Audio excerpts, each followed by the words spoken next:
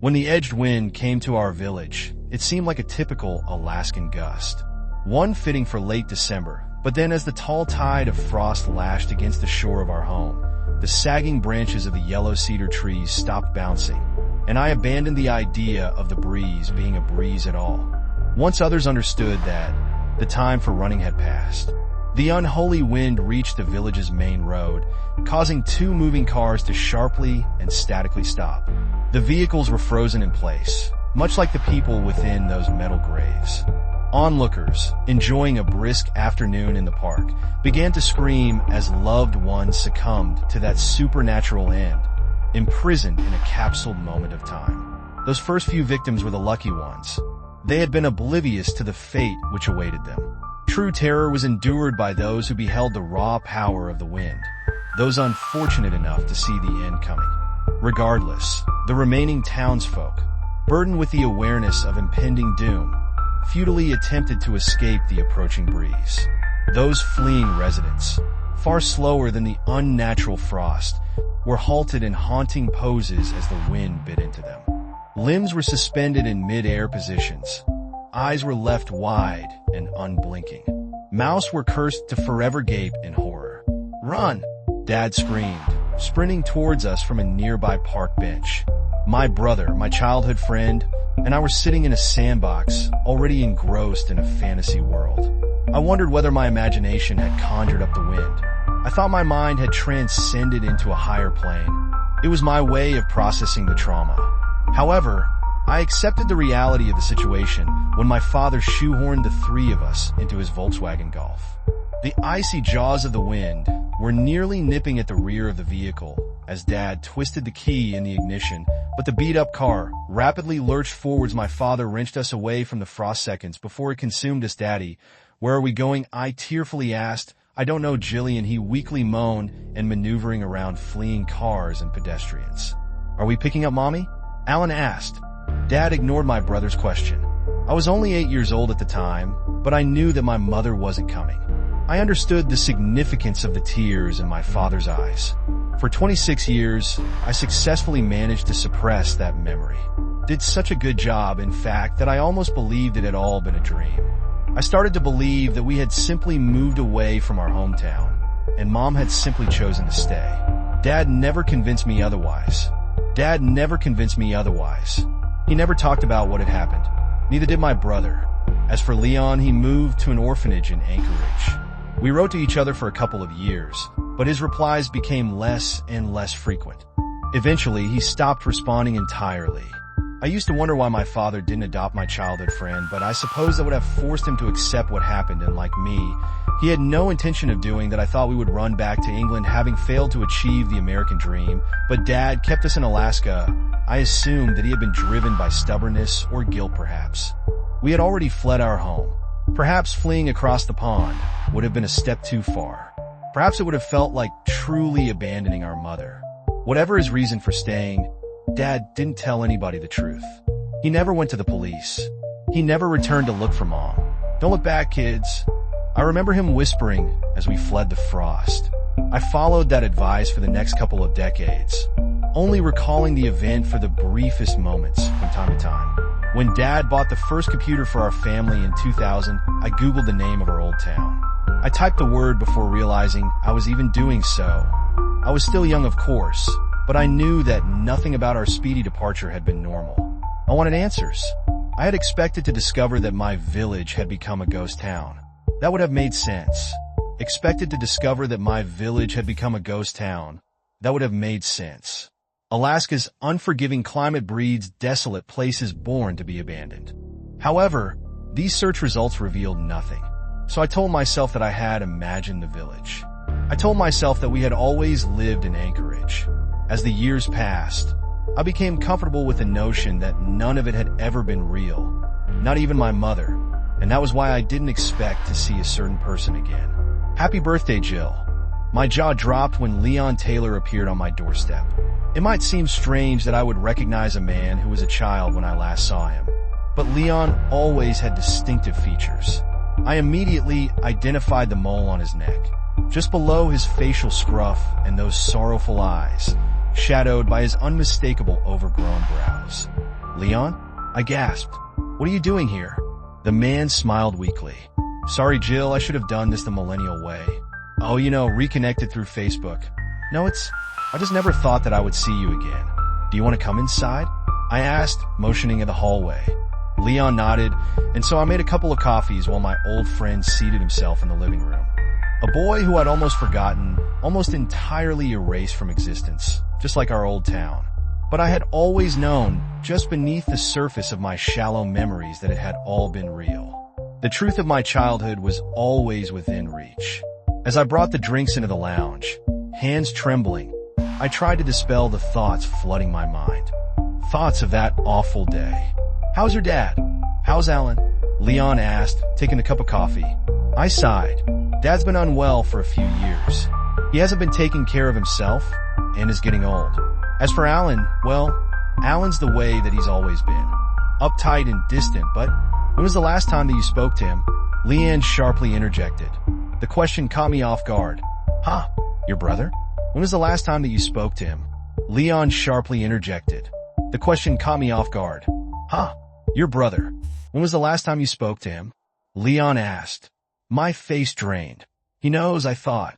How on earth does he know? 3 years ago, I answered. My old friend nodded. Did you fall out? I scoffed. That's an understatement. You remember what he was like when we were kids, don't you? Leon shrugged. He was 2 years older than us. We must have infuriated him. I nodded. Sure, but I grew up and he never did. We had a big argument and we haven't spoken since. Interesting, he responded. I raised an eyebrow. You're a man of few words these days, Leon. The man cleared his throat. Your brother messaged me a week ago. My other eyebrow raised. What? It was a very strange message. Did you reply? I asked. I thought you would have preferred to ignore it. He lowered his head in shame. I'm sorry, Jillian. I replied to some of your letters. Well, yeah, then you forgot about me, I said. It's embarrassing that I didn't get the hint. It wasn't embarrassing. Leon sheepishly muttered. I read all of them. Every last letter. Oh, well, that's great, I laughed. Nice to know that you cared. Jillian, Leon paused, lifting his head. I was scared. Scared of what? I asked, remembering that day. It's why I told your dad that I didn't want to come and live with you. It's what? I asked. Leon tilted his head. You didn't know? Did you really think you would just dump me in that place? You might have changed, but your dad was never cold. Still, I refused. Living with you would have reminded me of what happened to my family. I didn't reply, so my old friend prodded the beast. Aren't we going to talk about it? Why did my brother message you?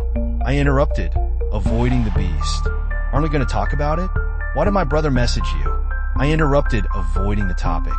Leon twitched his lips uncertainly, as if unwilling to part them. He told me that I had to see you. Leon trailed off. Right, I said. Why? Right, I said. Why? Your brother said something insane, Jillian, he said. He claimed that Arnold Walker visited him in Fairbanks. My jaw fell. I beg your pardon? Arnold Walker, my brother's school friend? Leon nodded. He escaped.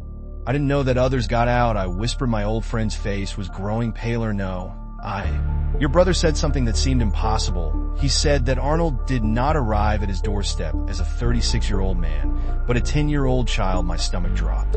The natural response would have been to discredit such an outlandish story, refusing it with a rational explanation. But Leon's revelation served to do only one thing. It confirmed what I had always known. A 10-year-old boy made it all the way from our hometown to Fairbanks. I asked meekly. Leon frowned. That's it? You're not going to question it? I did. I messaged Alan repeatedly, but he never replied. Not a nice feeling, is it? I asked, sighing. How did you want me to react, Leon? You were itching to talk about that day.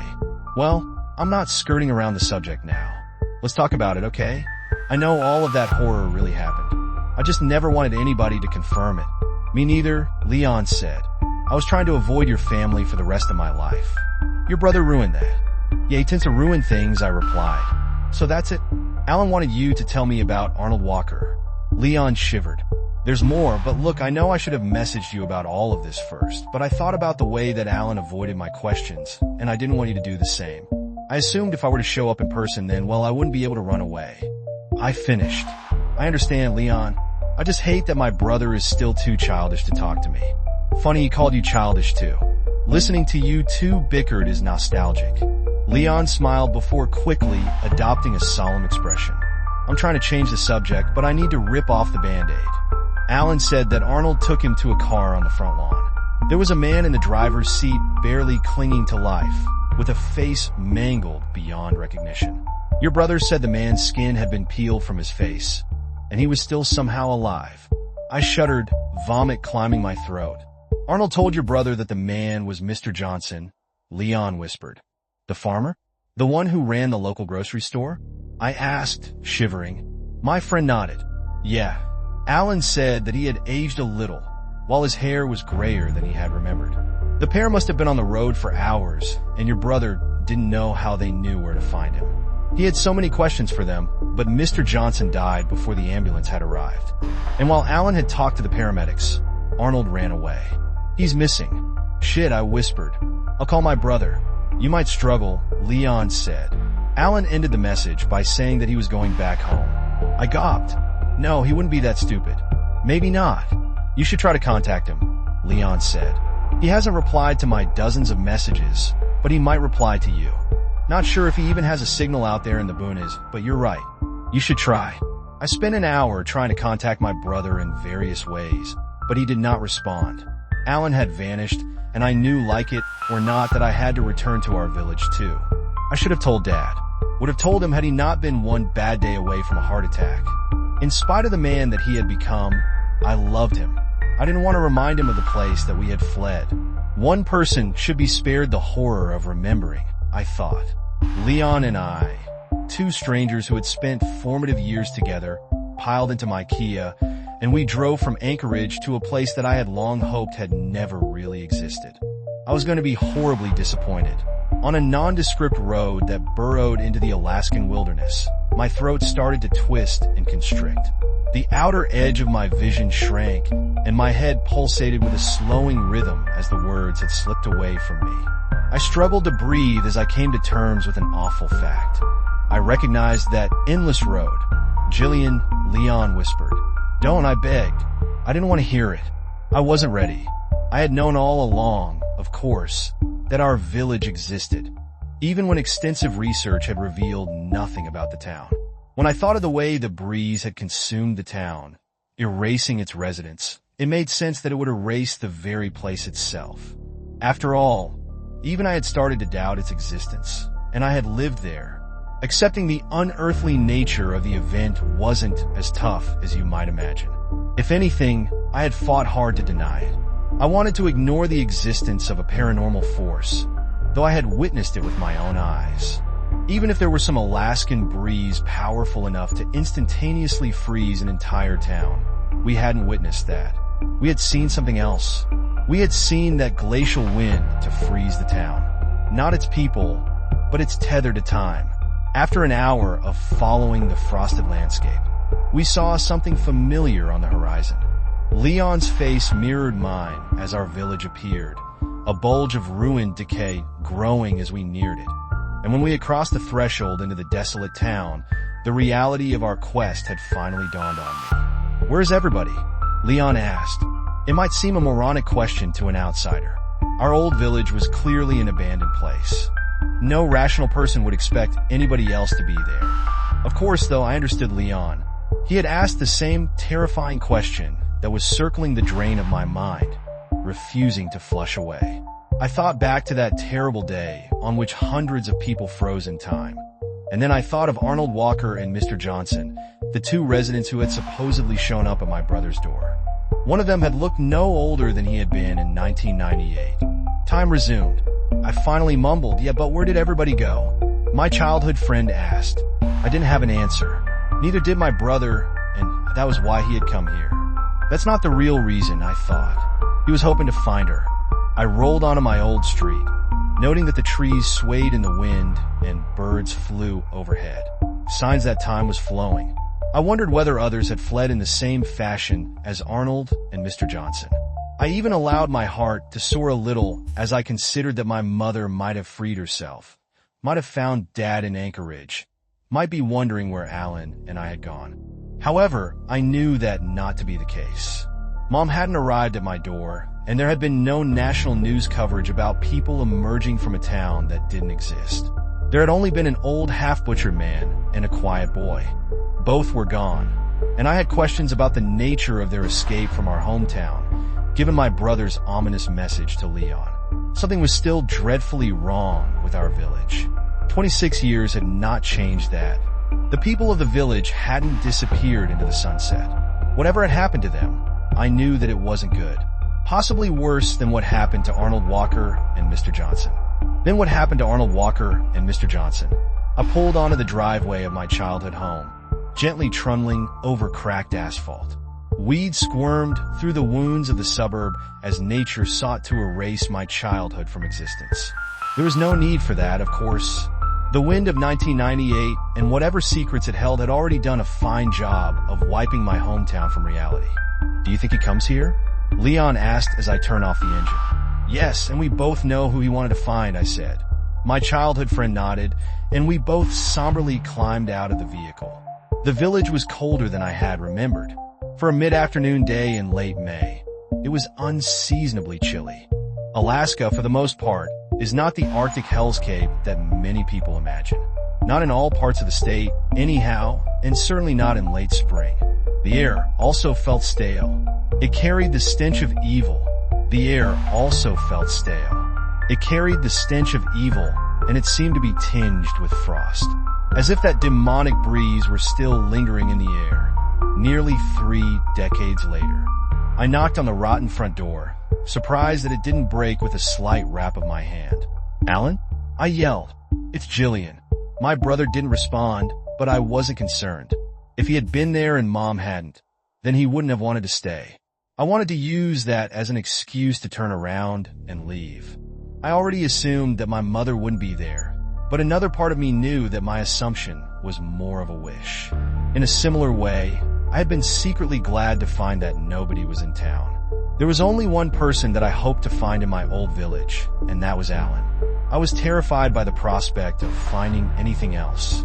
"Jill," Leon started softly. "Come on, we have to do it, do we?" I asked. This was a mistake. "We should turn around." I agree." Leon sharply interjected, "But we have to find your brother. And when we do, we'll convince him to come back with us. We'll convince him to leave this place behind too." "Why did you come to see me, Leon?" I asked. "You could have ignored my brother's message. You could have pretended none of this had ever happened. That's what you did when you started ignoring my letters. Now, isn't it?" "I deeply regretted that for years, Jill," he said softly. "You were my best friend. You were more than that. We were just kids, but I loved you. I've not made another connection like ours, and not even in my adult life." "I know," I replied. "I loved you too, Leon. That's why it hurt when you let our bond peter out. If you had cut me off from the start, I would have understood. But it just felt like you stopped caring. Never. I just lost the strength to bear that trauma." He explained. "Every letter was a reminder. And that's why I came to your door. That's why I didn't ignore what your brother said. I didn't want something to happen to him. You lost your mother. I didn't want you to lose him too. We all lost things," I sniffled. "You lost more than me. I just don't understand why you would come back. Why my brother would come back. I don't even understand why I've come back. We never really left this place, did we?" Leon asked. "Not in our minds, even though it doesn't exist in the eyes of the outside world. It never left us. Never let go. Arnold Walker and Mr. Johnson lured Alan back. And he lured us back. Well, that's an unsettling way of looking at it," I timidly replied. "It's the only way I've been able to look at it," he said. "Whatever claimed this place, it remembered us, and it made sure that we remembered it. Not that it would be easy to forget. For years, I thought that I had lost my mind, but after talking to you and Alan, I'm not so sure. I find it hard to believe that we've experienced a shared delusion. No, it all really happened, and the memory replays in my mind every day. I'll never get rid of it. Dad seemed to do a good job of erasing this place from his mind." I said I knew that wasn't true, of course. He had never forgotten that was made apparent by his deterioration. "Alan denied a close relationship with our father before we left that village afterwards. He changed. We all changed. Losing Mom had fractured the family. But there was more to it than that. I started to consider that Leon might be right. Perhaps the frost hadn't ensnared the two of us, but it had certainly bidden us due." "You want me to do it?" Leon eventually asked. I wanted to be courageous enough to open the door, but I wasn't. I nodded meekly and stepped aside, allowing my childhood friend the nightmarish task of facing whatever lay within my old home. He pushed the door handle down, expecting the house to be unlocked, but it wouldn't budge. Shall we try the back? I asked. Leon backed up. I quickly realized what he was planning to do when I opened my mouth to utter a protest. My hulking friend did a charge before I spoke a single word, however, and he hurled his body into the door. It quivered in its frame, but it did not give. Leon, I cried. What are you doing? Well, I don't suppose you have the key. He panted, massaging his shoulder. I held up my hands. Look, let's just... My friend rushed forwards again, and the result was the same. This time, however, Leon released a groan of pain, clutching his arm a little more tightly. You're gonna hurt yourself, I said. Let's take it in turns to kick the door. That'll work better, and it won't cripple either of us. Leon nodded, and the two of us firmly booted the door near the handle. The wood quaked, and it only took a few attacks for the door to splinter around the lock. The frame splayed inwards, and the metal mechanism fell loose. Whoops, that worked a little too well, Leon laughed. He led the way into my childhood home, which looked unlike the street outside, the same as I had remembered. The same as it had looked on the day that I had left.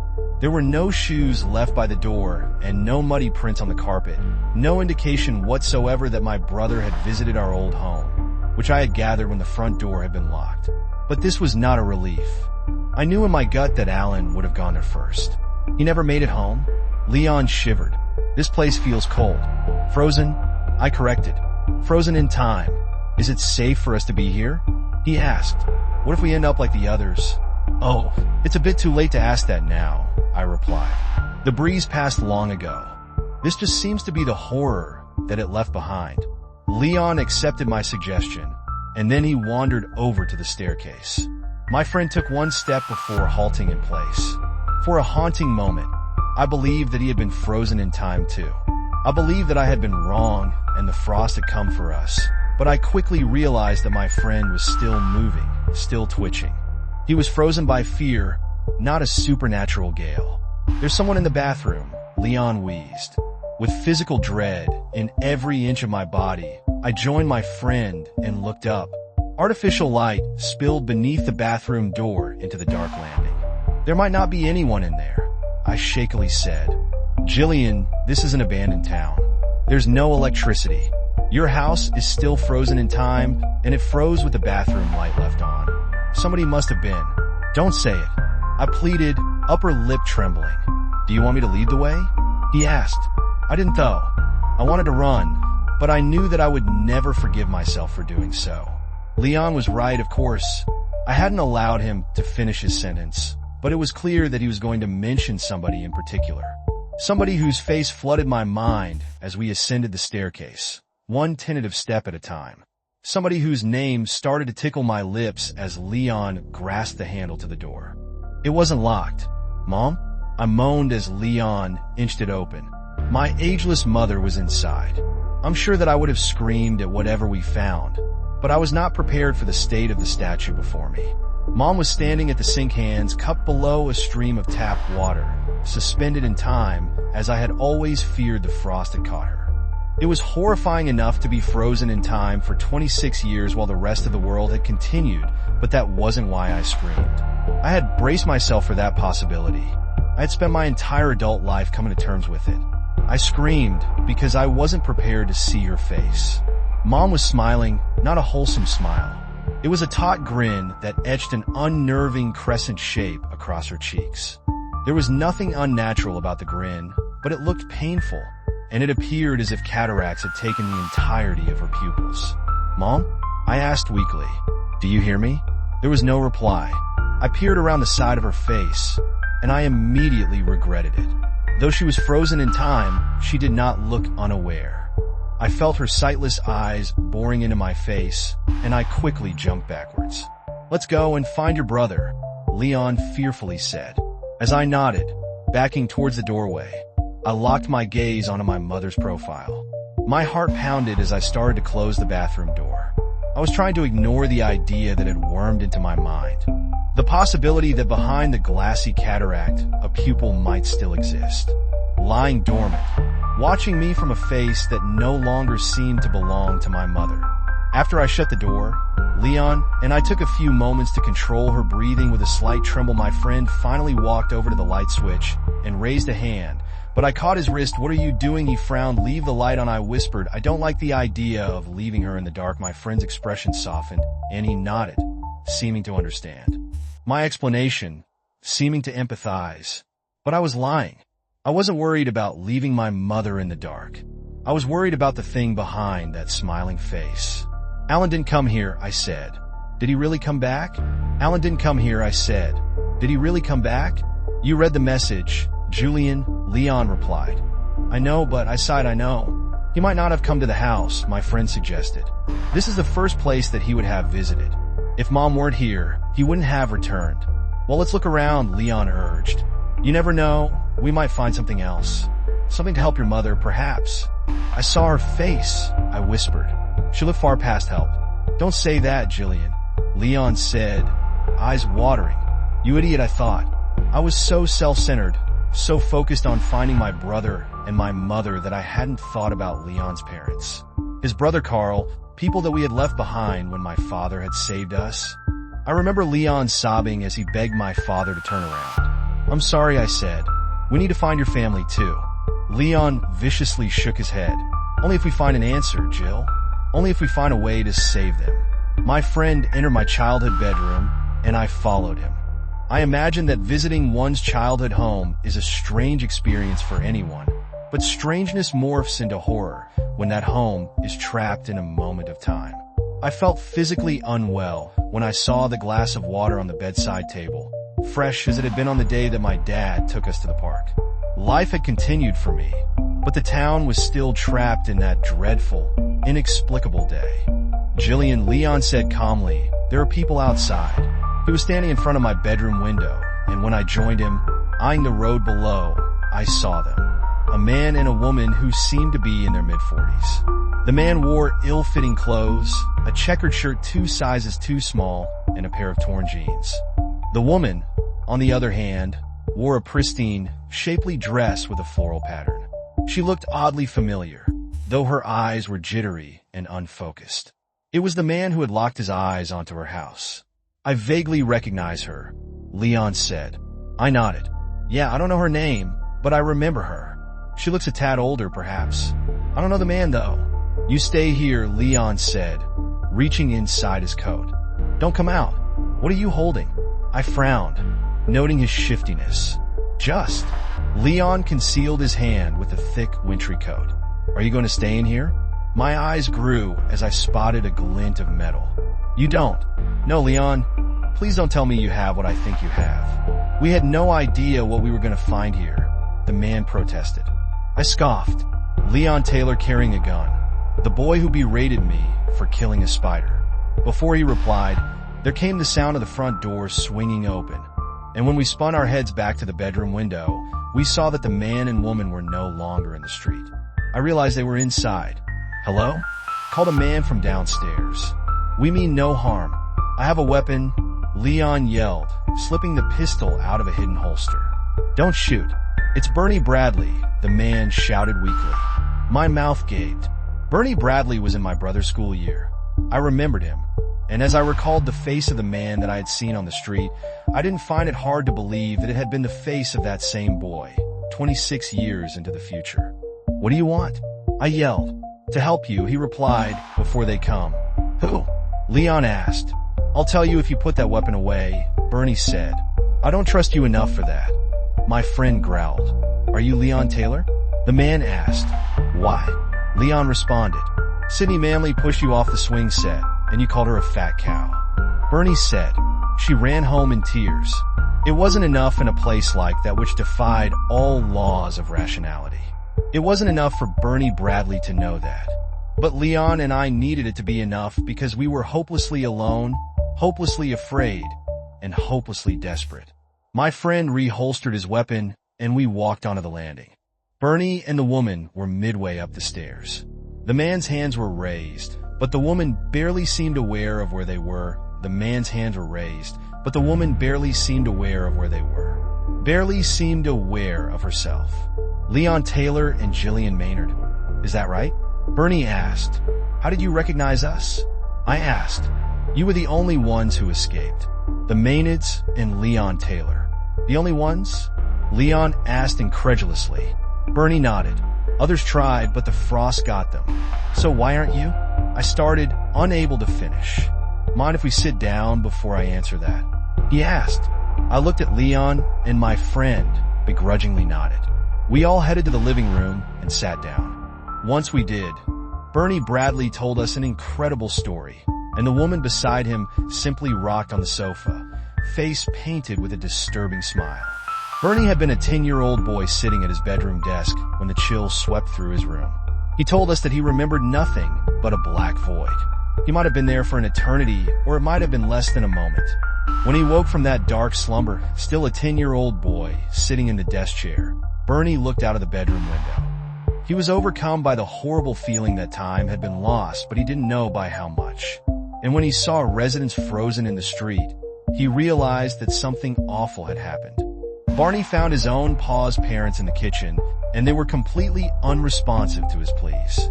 The lonely, frightened boy ran through the town calling for help. Nobody answered. After a long day of searching, he returned to his house in tears. For a week, Bernie lived on cans of food from the cupboards, and then he heard shouting from the street. Hello, is anybody there? A man had called. Bernie ran outside to find Mr. Johnson. The farmer had been awoken from a darkness to find the town full of statues. Bernie told Mr. Johnson that he had been alone for a week, but that he had no idea how long he had been frozen before that. The boy wanted to leave, but the farmer said they had to save as many people as possible. They had a duty to do so. After all, neither the farmer nor the boy knew what might happen to them if they were to run. The frost might return. Anyway, Mr. Johnson took Bernie under his wing. The crops in his field thankfully had unfrozen, as had his entire farmhouse. Mr. Johnson fed Bernie, and the two of them survived. A week later, they found Elizabeth Coulter, the local head teacher, wandering through the town. Over the course of the following year, a dozen more unfrozen souls were saved and brought back to Mr. Johnson's farm. But things changed as time passed. The newer, thawed souls were unhinged. The longer a person had been trapped in that black stasis, the less human they became. They were still intelligible, but they spoke only of the voice in the void, a voice that they missed in the land of the living. They were irritable, but Mr. Johnson cared for them all the same. Eventually, they fled, and this only worsened as the years went by. After a decade, Bernie's mother and father unfroze. However, his dad ran, and his mom only remained because she was lost and confused. She would rant and rave about the speaker. The one that would make everything better. The one that would make everything better. The one that would make them all eternal. It was during the year of 2018 that things crossed a terrifying line.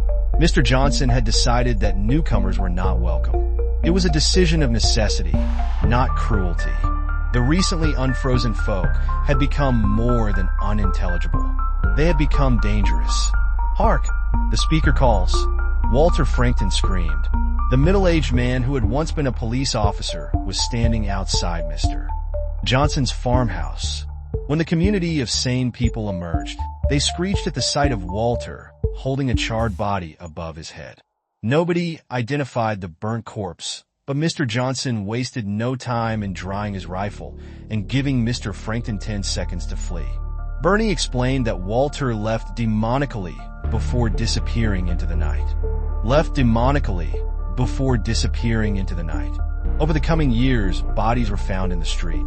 Followers of the speaker would relentlessly pursue Mr. Johnson's community, so the sane folk kept distant from the people of the speaker. A few of Mr. Johnson's followers understood why they stayed, yet nobody felt able to leave. Something was keeping them there. A couple of weeks before Leon and I had arrived, however, Bernie said that Mr. Johnson finally announced his plan to leave. There were murmurs of uncertainty. Everybody wanted to escape, of course, but fear had always stopped them. Still, they trusted Mr. Johnson. If anybody had the power to safely lead them away from the place controlling their minds, it had to be the brave farmer.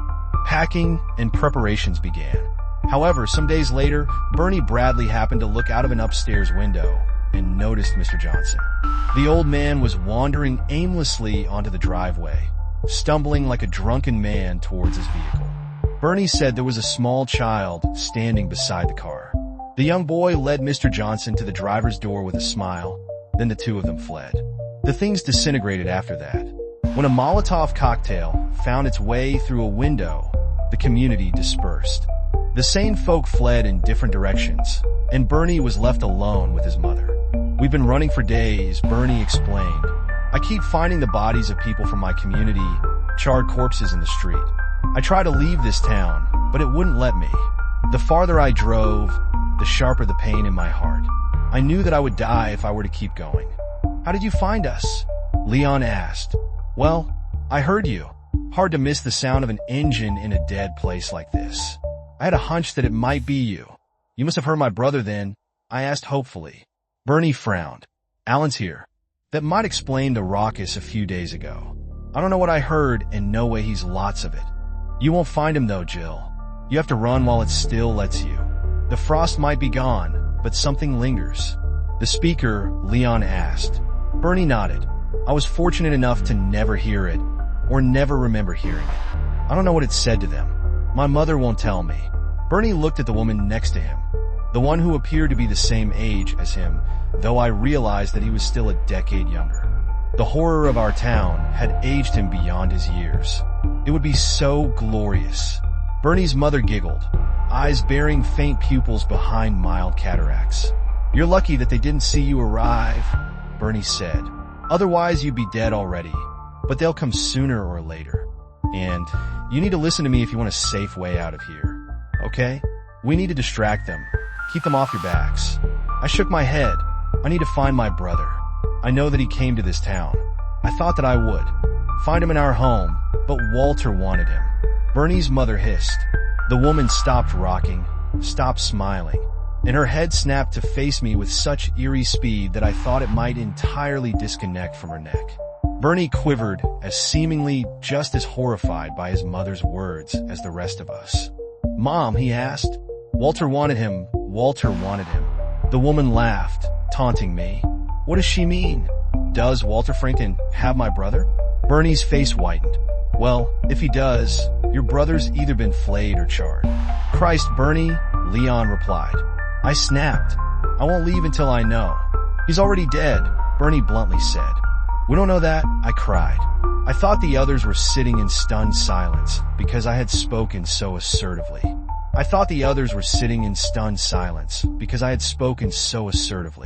However, as I calmed my breathing and the throbbing sensation of my ears had quieted, I heard it too. The sound of laughing voices. Bernie's mother strained to smile broadly. She looked as pained as my mother, but grateful for the privilege of the discomfort. "You don't want to see this. We'll head through the back. Do not look at the street." Bernie hoarsely pleaded as I rose, but I was already running to the door. I flung it open and started to run down the path with Leon and Bernie in tow, and then my eyes met the mob spilling beyond the end of the street. The crowd easily numbered 100 people, and each face wore a terrible smile, eyes glassy yet all-seeing. There was a man shuffling from the crowd toward me, like a terrified toddler taking its first steps. I tried to blot his face from my mind. I didn't want to see it, though it was too late for that. I had seen everything the moment that I faced the crowd. Eventually, I fell to my knees and howled as I embraced the truth. The shuffling man who had been flayed alive was my brother. Alan reached towards me with an outstretched hand, weakly shouting something before toppling forwards. He was reduced to a motionless heap on the ground. "Jill," Leon cried again, rushing to me. "We gotta go." I continued to wail as the gleeful crowd surged forwards. I resisted Leon, but easily hauled my limp body to the car and bundled me into the back. "He needs help," I blubbered. "He's gone, Jill," Leon said. "What about your family?" I asked. "They're all gone," he sniffled, stepping on the accelerator. Staring through the rearview window, I watched the crowd approach my old home. Bernie stood on the front porch, and his mother had her hands on his shoulders. The man did not run. As we pulled off the driveway, it almost seemed as if he too finally had a smile on his face. The mob swarmed to Bernie, and I heard a brief cry of agony. It may have been ecstatic or fearful. It may have been both. After we had crossed the border, no chill pierced us. We were free to leave, but I know that Leon and I belonged to that town. I have always suspected that the wind grazed its teeth against my skin when I was a child. It grazed all of us. For even now, I still feel that link, that urge to return to the salivating mob with a smile on my face.